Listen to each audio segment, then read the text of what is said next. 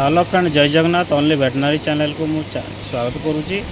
एक नुआ वीडियो आल्बेनाजार बोलस 600 mg काल्बेन बोलस वेटनरी। तो ये टैबलेट को व्यवहार करेंगे केमिति। यह हूँ कुर्मी पाई। आपण गाई जदि कुर्मी थो गोरु महिषी मनकर जब कुर्मी थो आप मैंने टैबलेट को व्यवहार करेंगे। केमिति व्यवहार करेंगे मुझे डिटेल्स दूसरी। हूँ कर्नाटिका कंपानी।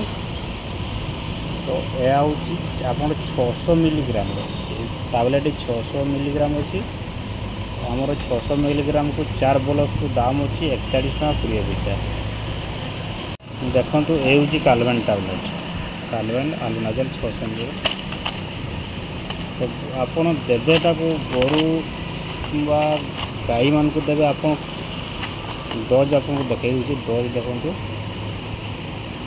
कैट एवं बुफलो जदि 100 आप बॉडी वेट अनुसार थी है 120 केजी ग्राम जदि थी बॉडी वेट तेल आप एक बोलस आपण मैंने दे पारे वार्म डोज।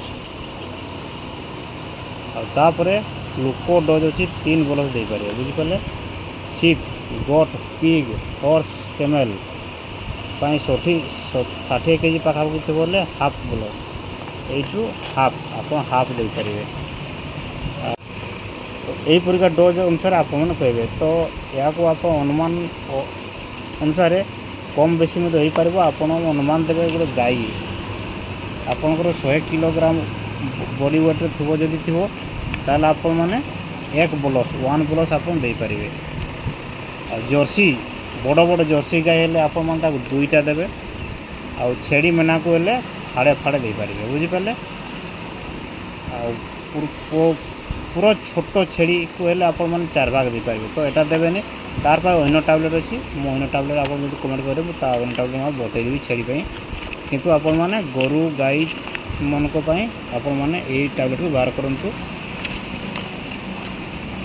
किर्मी आज देवे तो 7 दिन पूरा रिपीट यूज करेंगे। देवे भी आप दौरान ये टैबलेट खायापाई तो 7 डेज पर आप रिपीट डोज करेंगे तेरे जाकि आपंकर किर्मी नष्ट हम गाई कि छेड़ी मानकर। तो वीडियो केमती लगला तो सब भाई निश्चय कमेंट करेंगे। कमेंट करूँ और सब्सक्राइब निहाती करूँ। नुआ नुआ वीडियो मुझे पोस्ट करी ओनली वेटनरी चैनल।